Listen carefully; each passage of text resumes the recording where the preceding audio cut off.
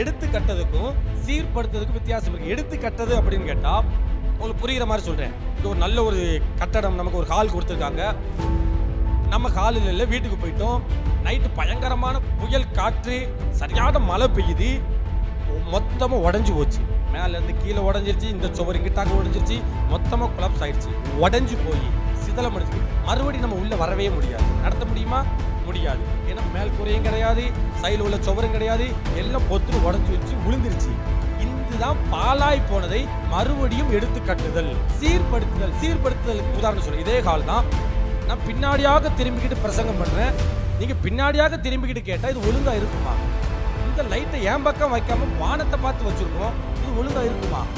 இந்த ஸ்பீக்கரை இங்க வைக்காம 4வது தெருவில் போய் வச்சிருக்கோம், ஒழுங்கா இருக்குமா? இதுக்கு பெயர் தான் சீர்கேடு. இருக்கும், நீங்களும் உட்கார்ந்துருப்பீங்க, நானும் உட்கார்ந்துருப்பேன். மைக் இருக்கும், ஸ்பீக்கர் இருக்கும், லைட் இருக்கும், கேமரா இருக்கும். அது இருக்க வேண்டிய இடத்துல இல்லாம எங்கெங்கயோ இருக்குமா? இதற்கு பெயர் தான் சீர்படுத்துதல்.